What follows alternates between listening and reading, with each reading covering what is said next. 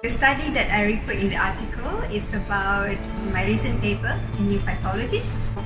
We did compare temperate and tropical plant species, and basically when we pulled the literature, we found that the temperate species seems to have higher photosynthesis rate than the tropical species.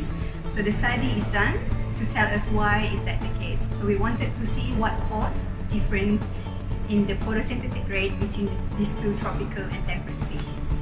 We found that the tropical species still exhibit lower photosynthetic rate than the temperate species, and the subject that I was interested in is the Mesophyll conductance.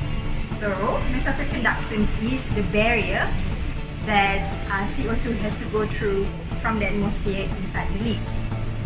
And my findings show that the barrier for these two groups of temperate and tropical species was not different at all. In a way, my finding rejected the hypothesis that the barrier of the CO2 movement is the cause of the lower photosynthetic rate that we found in the tropical species.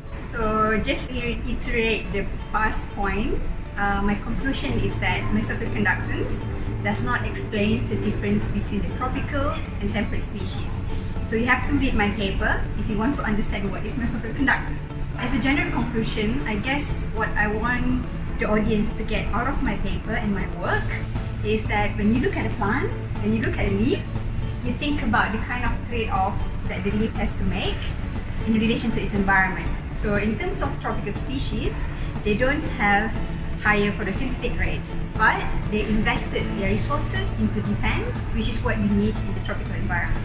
Thank you guys for listening, and also I'm very happy to share my work with the band of peers.